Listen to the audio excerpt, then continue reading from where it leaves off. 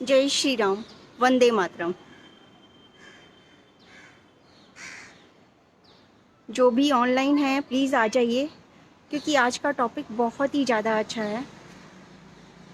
Generic दवाइयाँ, हम और गरीबी। विकास, गरीबी, जेनेरिक दवाइयाँ और ब्रांडेड दवाइयाँ, ये आज का टॉपिक है। बहुत ही अच्छा टॉपिक है। प्लीज़ जो भी ऑनलाइन है आ जाइए, मैं इनवाइट भेज देती हूँ। अगर आप मेरी बात ये सुनेंगे और ये आवाज़ ऊपर तक जाएगी तो हमारे देश से गरीबी बहुत हद तक सिमट जाएगी। हटाना तो अभी बहुत, लेकिन धीरे धीरे समेटनी है। ये जो हमने गरीबी फैला रखी है, क्या ये बहुत आसानी से समेटी जा सकती है?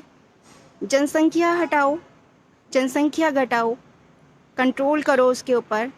और बहुत सारी ऐसे कारण, छोटे छोटे कारण जो हमारे देश में गरीबी बढ़ा रहे हैं, हमारे देश में दुख बढ़ा रहे हैं, लोगों की तकलीफें बढ़ा रहे हैं, और जिनको हम बहुत ही आसानी से हटा सकते हैं। महंगा इलाज एक बहुत बड़ी कहानी है गरीबों की। हमारे यहाँ एक काम वाली काम करती थी, उसके बेटे को दस्त हो गए और वो दस्तों में चल बसा, क्योंकि 400 रुपये की दवाई थी और लॉकडाउन में उसको वो दवाई नहीं मिल पाई। 400 रुपये उसके पास, जेनरिक दवाई अगर उसको मिल जाती तो उसका बच्चा आज जीवित होता। इसलिए मेरे मन में ये विचार आया कि क्यों ना मैं से इस बात को डिस्कस करूं। अगर हम ये बात ऊपर तक पहुंचा पाए तो हमारे देश में इस तरह की असामयिक मौतें जो हैं वो खत्म। विकास की बात बहुत करते हैं, लेकिन जो हमारे हाथ में है, जो हम आसानी से कर सकते हैं, क्यों ना उसे करें। इसलिए मैं सबको इनवाइट भेज रही हूँ, और जितने भी लोग ऑनलाइन आ सकते हैं प्लीज़ आइए। अगर आपको मेरी बात समझ में आती है तो ज़रूर इसको शेयर कीजिए।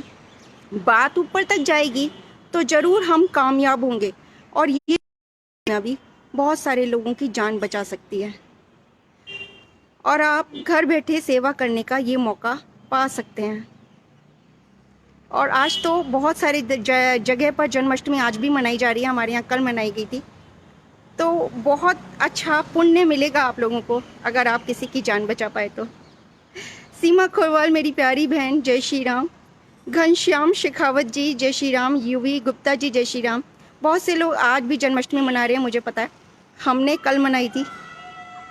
और पतंगे उड़ रही हैं, आवाज़ें आ रही हैं, वो काटे। देखिए मैं छत पर हूँ और ऊपर छतों से आवाज़ें आ रही हैं। अभी थोड़ी देर में मैं भी ऊपर जाऊँगी। और ये फूलों की सजावट जो है दिख रही होगी आपको, ये 5 अगस्त को करी गई थी, पूरे घर में करी गई थी। ये मैं आपको नीचे का सीन दिखाती हूँ, दिख रहा होगा शायद आपको, नहीं दिखेगा, यहाँ से नीचे जाकर दिखाऊंगी। और ये देखिए, ये छत तक पूरी सजावट करी गई थी।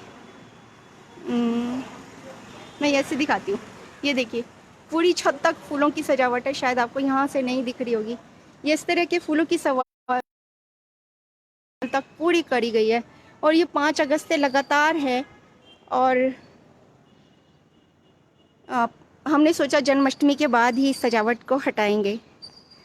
तो बात का टॉपिक है आज का, जो मैं दिल की बात आज आपसे करना चाहती हूँ। और मैं चाहती हूँ कि अगर आपकी ये बात समझ में आए तो इसको ऊपर तक ले जाएं, दूर तक ले जाएं, इसको जितना स्प्रेड कर सकें करें, क्योंकि आपकी ये आवाज़ मेरी आवाज़ के साथ मिलकर बहुत सारे लोगों की जान बचा सकती है। जेनरिक दवाइयों के बारे में मैंने पढ़ा, हमारे देश में भी बहुत सारी ऐसी दुकानें बन रही हैं, खुल रही हैं। मेरे ख्याल 84 स्टोर खुल गए हैं जहाँ पर इस तरह की जेनरिक दवाइयाँ उपलब्ध होती हैं, लेकिन वो इतने दूर हैं कि हमारे देश की 0.5% आबादी को ही इसका लाभ मिल रहा है। जेनरिक दवाइयाँ क्यों नहीं बन रही, क्यों नहीं बिक रही? हमारे देश में बनी हुई जेनरिक दवाइयाँ, 45,000 करोड़ की दवाइयाँ विदेशों में निर्यात की जाती हैं। जी हाँ, जेनरिक दवाइयाँ जो बहुत सस्ती होती हैं, उसका फ़ायदा विदेशी उठा रहे हैं। हमारे देश में सस्ती दवाइयाँ बनाकर विदेश में निर्यात की जा रही हैं। कितनी? 45,000 करोड़ की दवाइयाँ। और उन दवाइयों का फ़ायदा जो हमारे देश के लोगों को, हमारे भाइयों को उठाना चाहिए, भारतवासियों को उठाना चाहिए, उसका फ़ायदा कौन उठा रहा है? विदेशी उठा रहे हैं। तो क्या हम भारतीयों को उन दवाइयों का फ़ायदा नहीं मिल सकता? क्या हमारे देश में जेनेरिक दवाइयाँ क्यों नहीं बन रही?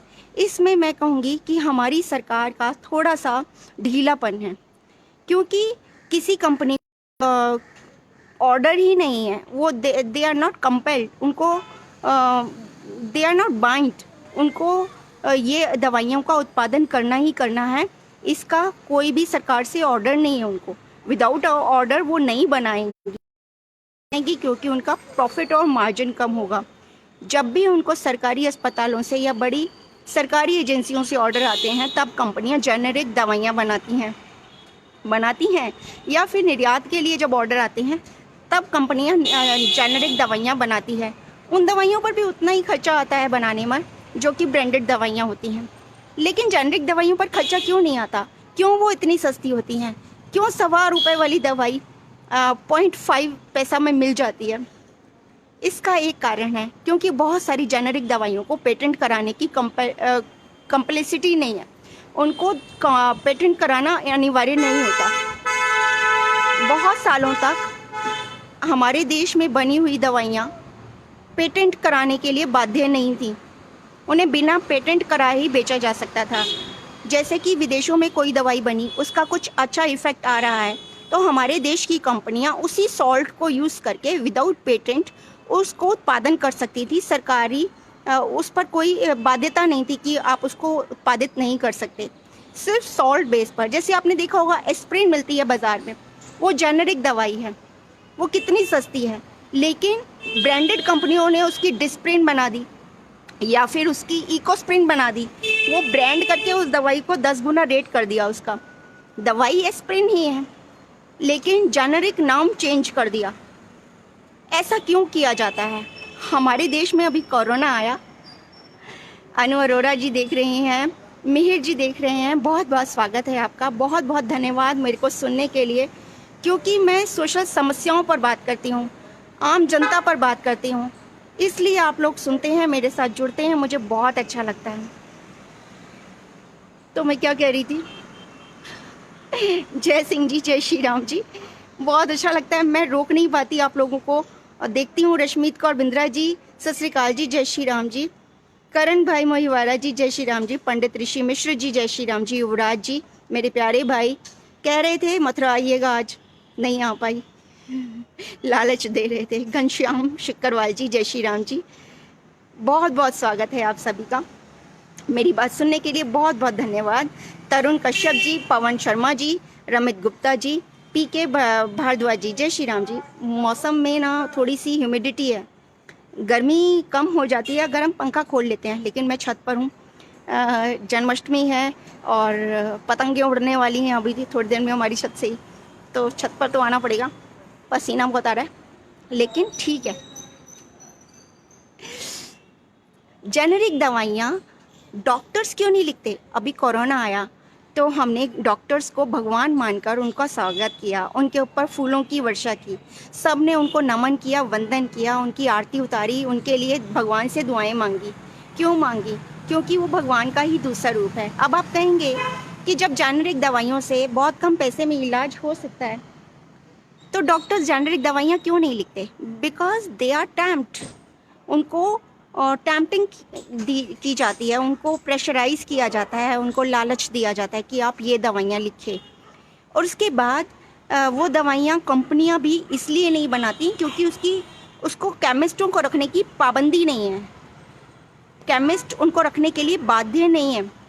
अगर जेनेरिक दवाइयाँ सपोज किसी डॉक्टर ने लिख भी दी तो आपको किसी केमिस्ट के पास वो मिलेंगी नहीं, क्योंकि केमिस्ट को उनसे मार्जिन नहीं मिलता, कंपनियों से उनको उसका पर्क नहीं मिलता, इसलिए केमिस्ट नहीं रखते। अगर हमारी सरकार उन कंपनियों को बाध्य कर दे कि आप जेनेरिक दवाइयाँ बनाएं, केमिस्टों को बाध्य कर दे कि आप जेनेरिक दवाइयाँ रखें, हर केमिस्ट रखें और हर डॉक्टर को बाध्य करें कि वो जेनेरिक दवाइयाँ लिखें, तो जेनेरिक दवाइयाँ आसानी से हर किसी को हर जगह उपलब्ध हो सकती हैं। अगर आपको मेरी बातों में साक्ष्य नज़र नहीं आ रहा, अगर आपको लग रहा है कि शायद वर्षा के ज्ञान में कुछ खोट है या वर्षा ने अभी इसके बारे में ज़्यादा तहकीकात नहीं करी है, तो मैं आपको 2 सेकेंड का वीडियो दिखाती हूँ। जेनेरिक मेडिसिन जो हम कहते हैं, अभी अंग्रेजी का शब्द है, इसको हिंदी में कैसे समझाएं? मैं आपको बहुत सरल भाषा में बताता हूँ। हाँ। तो ये जेनेरिक नाम जो दवा का जो मूल सॉल्ट है, जिसके अंदर जो दवा है उसका नाम है, केमिकल नाम, उसका केमिकल नाम है। अब जैसे और उदाहरण अगर सरल करके बताएं इसको, तो जैसे ये लड़की दुबली पतली सी नजर आती है, तो मैं अगर डॉक्टर हूँ तो मैं इसको ये कहूँ 1 गिलास दूध सुबह 1 गिलास शाम को पिया कर। पर चिकित्सा के व्यवसाय में दुर्भाग्य से हम ये नहीं कहते कि अब भैंस का दूध लेके आइए, हम की भैंस का दूध लेके आना, यही ब्रांडिंग है। ये जब उसकी दुकान पे जाती है वो कहता है 500 रुपए लीटर है, लेना है कि नहीं लेना। तो जो 30 रुपए की चीज है वो 500 रुपए में मिलती है। तो अगर मैं डायबिटीज की दवा ले रहा हूँ और अगर मैं ब्रांडेड दवा लेता हूँ तो मुझे कितने की पड़ेगी? जैसे एक 117 रुपए में भी है, 117 रुपए में मिलती है। अब और अगर वही चीज हम उसके जेनेरिक मेडिसिन के नाम से लें तो वो कितने की बनती है? वो मात्र 1 रुपए 95 पैसे में 10 गोली मिलती है। तो आपने सुना, कहाँ 117 रुपये की एक गोली और कहाँ 1 रुपये 95 पैसे में 10 गोली। इसी तरह आप कैंसर की दवाई लेने जाते हैं तो 1.25 लाख रुपए का एक पैकेट आता है जो 1 महीने तक काम आता है। लेकिन अगर आप उसी की जेनेरिक दवाई लेते हैं तो 6,500, 7,500 और 8,500 तक में वो दवाई 3 जेनेरिक ब्रांड्स में आसानी से मिल जाती है और उसकी भी उतनी ही वैल्यू है क्योंकि सॉल्ट सेम है। अगर कोई भी मेडिसिन को ज़रा सा भी जानता है, मेडिकल को जानता है, इस प्रोफेशन को जानता है, तो उसे पता होगा कि सॉल्ट है किसी भी दवाई की। अगर सॉल्ट सेम है तो 1 लाख रुपए वाली दवाई और 5,000 रुपये वाली दवाई में कोई फ़र्क नहीं है। ना तो ये कंपनियां ये दवाइयाँ बनाती हैं, ना केमिस्ट ये दवाइयाँ रखते हैं और ना ही ये डॉक्टर ये दवाइयाँ लिखते हैं। कमजोरी कहाँ? हमारे प्रशासन में, हमारी सरकार की थोड़ी सी लापरवाही हमारे देश से गरीबी हटाओ अभियान हटाने में नाकामयाब साबित होती जा रही है। ये मैं आपको इसलिए बता रही हूँ कि ये हमारे घर में हो चुका। मैंने आपको बताया कि हमारे घर में काम करती थी, उसका बेटा सिर्फ दस्तों में मर गया लॉकडाउन के दौरान, जबकि उसको कोई और बीमारी नहीं थी। 4 साल का बच्चा था, बहुत आसानी से बच सकता था। 400 रुपये की दवाई वो खरीद नहीं पाई और वही जेनेरिक दवाई सिर्फ 1.25 रुपये की उसको बाज़ार से मिल सकती थी और उसका बच्चा आज जिंदा होता। हम लोग कितना सोशल वर्क करते हैं, कितना काम करते हैं, सरकार के साथ भी हैं, और उसके बाद भी हम इतनी छोटी छोटी समस्याओं पर क्यों नहीं चर्चा कर पाते, क्यों नहीं बात कर पाते, क्यों नहीं सोशलाइज हो पाते। कोरोना की वजह से हम फिजिकल डिस्टेंसिंग रख रहे हैं, मैं बात मानती हूँ, लेकिन सोशल डिस्टेंसिंग बिल्कुल नहीं रखी है। जो भी बात आपके दिमाग में आती है, कोरोना ने हमें बहुत कुछ सिखाया है। हमें ये बताया है कि ऊपर वाले की माया है, ऊपर वाले की अगर ताकत इतनी ज़्यादा है कि कोई भी कितना भी बड़ा करोड़पति और कितना ही छोटा गरीब व्यक्ति सभी बराबर हैं। जब वक्त की मार आती है, जब बीमारी की मार आती है तो किसी की नहीं चलती, सब कुछ बेकार हो जाता है। ये कोरोना ने हमें सिखाया है। और उसके बाद जब इस समय दवाइयों का अकाल पड़ा, बहुत सारी बीमारियों को या तो अस्पतालों में मरीजों को लिया ही नहीं गया, बिना इलाज के वो लोग रह गए, वंचित रह गए इलाज से, या फिर बीमारी के बाद उनके पास इतने पैसे नहीं थे कि वो दवाइयाँ खरीद सके, उससे भी लोगों की अकाल मृत्यु हुई। इस सब को हम रोक सकते हैं, आपकी थोड़ी सी कोशिश ही से रोक सकती है अगर आप अपनी आवाज़ में इस बात को सोशल करें, सोशल मीडिया पर ले जाएं, ताकि हमारी सरकार तक ये बात जाए और जेनेरिक दवाइयाँ जो कि विदेशों में बिक रही हैं, हमारे देश में बनकर विदेशी उसको सस्ते में खरीद रहे हैं। 45,000 करोड़ की दवाइयाँ, जेनेरिक दवाइयाँ यहाँ से जा रही हैं, जिनको अगर ब्रांडेड वही दवाइयाँ खरीदी जाएं तो कई खरब रुपए की वो दवाइयाँ यहाँ पर मिलें। इतनी दवाइयों का निर्यात किया जा रहा है, भारत में बनकर जा रही हैं विदेशियों के लिए, तो देशियों के लिए क्यों नहीं? हमने कौन से पाप किए? जय श्री राम। जय सिंह जी, सौरभ सिंह जी जय श्री राम, अनुरुद्र जी जय श्री राम, मिहिर तिवारी जी जय श्री राम, मयूर पंचाल जी जय श्री राम, भारत माता की जय, रश्मित कौर बिंद्रा जी जय श्री राम, जयचंद शरोन जी जय श्री राम, बहुत बहुत स्वागत है आपका, जय श्री राम। भारत ब्राह्मण जी जय श्री राम जी, प्रभु दयाल जी जय श्री राम जी, कृष्ण कुमार जी जय श्री राम जी, पूर्णिमा बहन जय श्री राम, कैसी हैं आप? हिमांशु पाठक जी जय श्री राम, मुकेश तलवार जी जय श्री राम, राजेश सिंह राजेश जी जय श्री राम, प्रमोद बेबले जी जय श्री राम, संजीव शर्मा जी जय श्री राम, सचिन गोयल जी जय श्री राम और नरेंद्र मोनवाल जी जय श्री राम। आप सभी का बहुत बहुत धन्यवाद, आपने मेरी आवाज़ सुनी। रामचरितमानस जी जय श्री राम, आपका तो रामचरितमानस क्या बात है। बैजनाथ मलकर जी, जय श्री राम। थैंक यू जी। लेकिन मेरी बात का महत्व तभी होगा, मेरी बात में ताकत तभी आएगी जब ये बात जहाँ तक मैं पहुँचाना चाहती हूँ वहाँ तक पहुँचे। और इन जेनेरिक दवाइयों का, जो विदेशी हमारे देश में बनी हुई जेनेरिक दवाइयों का फ़ायदा उठा रहे हैं, हमारे देश के भारतीय भी, हमारे बंधु भी उसका फ़ायदा उठाएं, हम भी उसका फ़ायदा उठाएं। जगह जगह ये मैं कह रही हूँ आसानी से उपलब्ध हो सकेंगी। सिर्फ़ और सिर्फ सरकार को ये करना है कि वो एक बंदिश लगा दे, एक ऑर्डर कर दे, लीगल हो जाए कि हर कंपनी को ये दवाइयाँ बनानी ज़रूरी हैं, बाज़ार में बेचनी ज़रूरी हैं।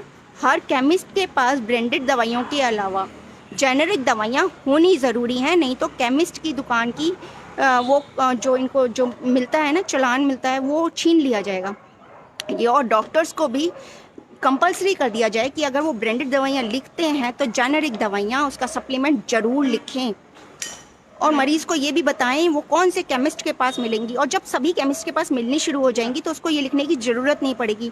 और ये इम्प्लीमेंटेशन जितनी जल्दी हो सके उतनी जल्दी कर देना चाहिए हमारे देश में, क्योंकि हमारा देश बहुत ज़्यादा अमीर देश नहीं है, और कोरोना के बाद तो इसकी अर्थव्यवस्था बिल्कुल ढीली हो गई है। इस समय ये देश की ज़रूरत है। अगर सरकार जनता का जरा सा भी हित चाहती है, थोड़ा सा भी हित चाहती है, तो सरकार को आज ही ये कानून लागू कर देना चाहिए। और कंपनियों को इसको बनाने में जरा सा भी एतराज़ नहीं है। अगर कंपनियों को जरा सा भी एतराज़ होता जेनेरिक दवाइयाँ बनाने में, तो निर्यात के लिए क्यों बनाती, सरकारी अस्पतालों के लिए क्यों बनाती? नहीं बनाती ना। तो कंपनियों को जेनेरिक दवाइयाँ बनाने में बिल्कुल भी एतराज़ नहीं है। जेनेरिक दवाइयाँ सस्ती इसलिए हैं क्योंकि इसका पेटेंट का खर्चा नहीं होता, इसका एडवर्टाइजमेंट का खर्चा नहीं होता, इसके लिए पर्क्स देने के लिए केमिस्ट और डॉक्टर्स की जेबें नहीं भरनी पड़ती, सिर्फ इसलिए सस्ती होती हैं। उसकी गुणवत्ता में कोई भी फ़र्क नहीं है। मेरी बात मानिए, नहीं तो आपके आसपास कोई डॉक्टर हो, उनसे आप पूछिए कि वर्षा ने ये बताया, क्या वो गलत बोली? नहीं बोली, मैं गलत नहीं बोलती, सच्ची नहीं बोलती। तो जन्माष्टमी की आप सभी को बहुत बहुत बधाई, और इस नेक काम को आगे बढ़ाइए। जन्म उत्सव है कृष्ण जी का, और आपका फ़र्ज़ बनता है कि अगर कोई मर रहा है, कोई व्यक्ति जो कि गरीब है और दवाइयों का बोझ नहीं उठा सकता, जेनेरिक दवाइयाँ मिलें, या आपको भी अगर आपके देश में जेनेरिक दवाइयाँ बनती हैं, आपको मिल सकती हैं, तो क्यों वो पैसे आप दूसरी चीज़ों में लगाएं, अपने बच्चों के ऊपर लगाएं, अपने माता पिता को खिलाएं पिलाएं, है ना। सही उपयोग करें उस पैसे का, किसी निर्धन की मदद करें। क्यों ब्रांडेड दवाइयाँ खरीदें जब उनका सेम रेट है? तो इस आवाज़ को आप आगे पहुंचाइए, और अपनी आवाज़ में भी इस बात को ज़रूर उठाइए, सरकार तक लेकर जाइए। बस यही है कि हम अपनी आवाज़ सरकार तक नहीं ले जाते, और सरकार बहुत सारे कामों में बिज़ी है, तो सरकार का ध्यान इस तरफ नहीं जाता। बस सरकार से यही प्रार्थना करनी है, जब जेनेरिक दवाइयाँ भारत में बनती हैं और भारत से कई हज़ार करोड़ की दवाइयाँ देश में बनी हुई निर्यात होती हैं, तो देशवासियों के लिए वो जेनेरिक दवाइयाँ उपलब्ध करी जाएं, ये सरकार की ड्यूटी बनती है। समाज सेवी विशाल बिसेन जी, जय श्री राम जी, आपका स्वागत है, बहुत बहुत धन्यवाद। और मैं आपका तब और बहुत ज़्यादा स्वागत करूंगी अगर आप मेरी आवाज़ को सरकार तक पहुंचाने के लिए इस वीडियो को ज़्यादा से ज़्यादा शेयर करेंगे। इसको आप लिंक कॉपी करके व्हाट्सएप ग्रुप्स में भी डाल सकते हैं, जितने भी सोशल मीडिया हैं सब पर डालिए, सबको बताइए कि ये बहुत आसानी से सरकार देश में कर सकती है। और जिस तरह जेनेरिक दवाइयों का, हमारे देश में बनी जेनेरिक दवाइयों का फ़ायदा विदेशी उठा रहे हैं, विदेशी कंपनियां उठा रही हैं, उसी तरह हमारे देश के नागरिक भी बहुत ही आसानी से उठा सकते हैं। और आज तो जन्माष्टमी है, कृष्ण जी को आपको दिया गया बहुत अच्छा उपहार होगा ये, है ना। सिर्फ पूजा पाठ करने से भगवान प्रसन्न नहीं होते। भगवान कहते हैं मैं हर मानव के सीने में हूँ, मैं कण कण में हूँ। आप किसी की मदद करेंगे तो वो भी मेरी अर्चना ही होगी।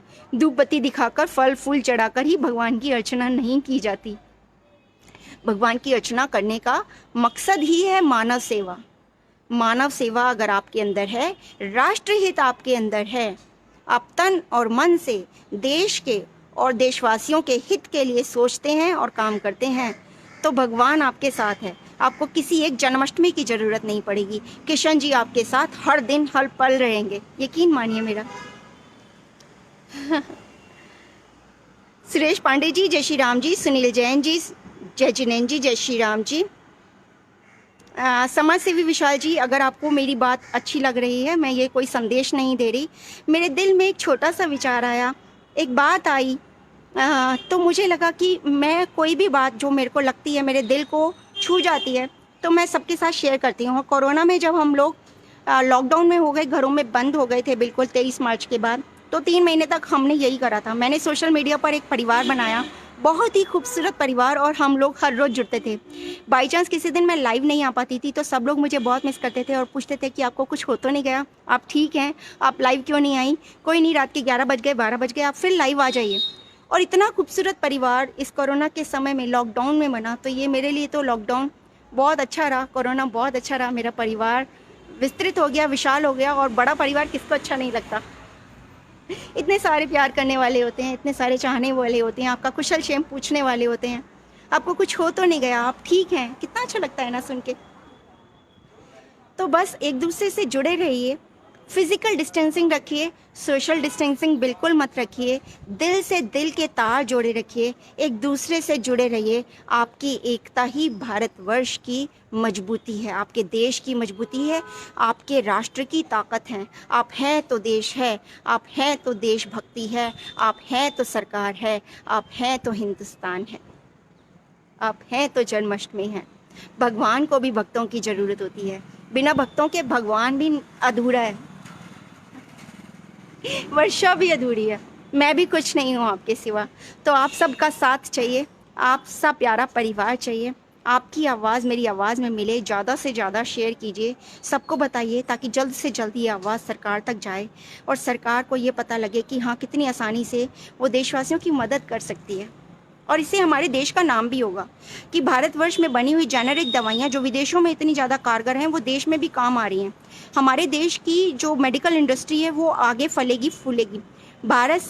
भारत में इलाज कराने के लिए बहुत सारे देशों से लोग आते हैं, क्योंकि यहाँ पर इलाज सस्ता है, और भी सस्ता हो जाएगा तो ये भी एक टूरिज़्म को बढ़ावा मिलेगा, मेडिकल टूरिज़्म को।